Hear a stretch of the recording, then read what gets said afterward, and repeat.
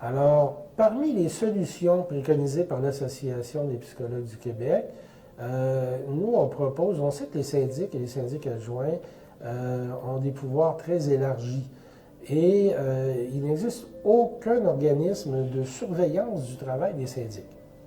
Alors, on préconise, nous, un organisme indépendant, un organisme intègre, qui pourrait recevoir éventuellement des plaintes concernant la manière dont un syndic ou un syndic adjoint s'acquitte de sa tâche.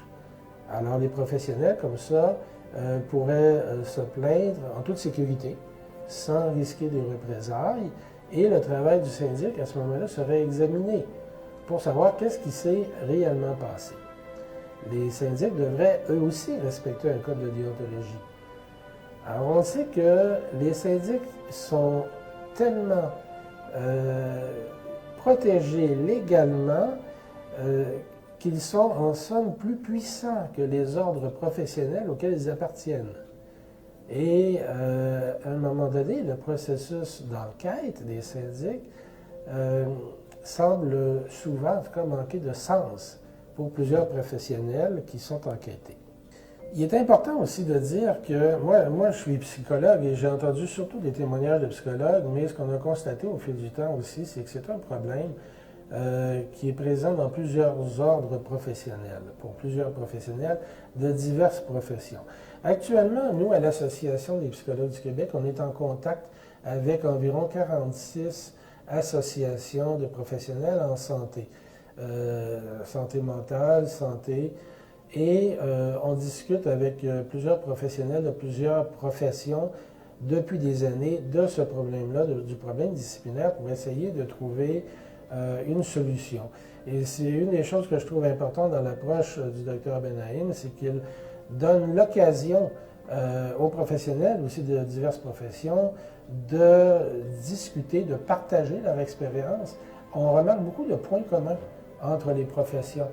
Et c'est ça qui nous dit qu'à un moment donné, peut-être que le problème s'est un peu trop institutionnalisé au niveau du Québec et qu'il faudrait à ce moment-là, peut-être que le gouvernement trouve vraiment le moyen de mettre en place un dispositif de surveillance et de contrôle du travail des syndics.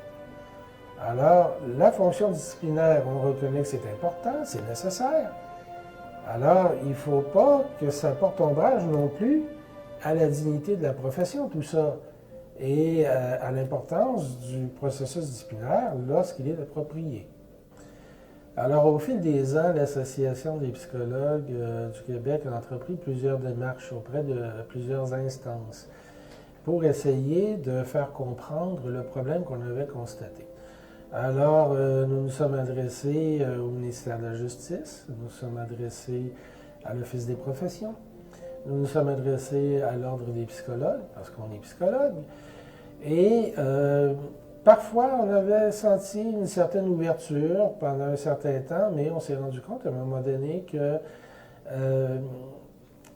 on dirait qu'on n'ose pas toucher à tout ce qui concerne le travail des syndics, sous prétexte habituellement de ne pas s'immiscer dans une enquête ou de ne pas entraver le travail du syndic. Mais le problème, c'est que le syndic, à ce moment-là, s'il est inadéquat, comme c'est le cas dans certains cas, a toutes les marges de manœuvre. Et ça n'a plus de fin à ce moment-là. Et le professionnel qui est enquêté se sent extrêmement seul là-dedans. Les syndics, finalement, sont tellement protégés par la loi, comme je disais tout à l'heure, qu'ils n'ont plus de pouvoir, en somme, que les autres professionnels auxquels ils appartiennent. Personne n'ose jusqu'à présent intervenir dans ce processus-là simplement pour le clarifier davantage et le baliser davantage. Alors c'est sûr que ça, il faut que ça change et le meilleur moyen, je pense que c'est les professionnels de toutes les professions qui ont un processus disciplinaire à subir éventuellement, qui doivent vraiment s'unir, partager leur expérience pour trouver ensemble le moyen de faire bouger les choses.